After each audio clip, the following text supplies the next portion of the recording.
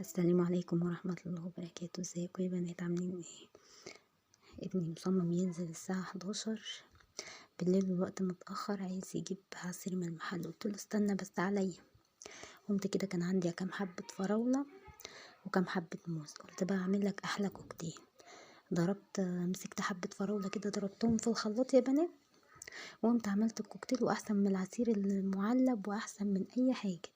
قطعت كده حبة فراولة ضربتهم في الخلاط، فرمتهم كويس، حطيت عليهم سكر حسب الرغبة، وكنت مقطعة حبة موز، وقطعت حبة فراولة في طبق، وقطعت كام فراولاية زينت بهم، وحطيت بقى طبقة موز على طبقة فراولة لحد ما الكوباية تتملي، ورجعت حطيت طبقة موز تاني،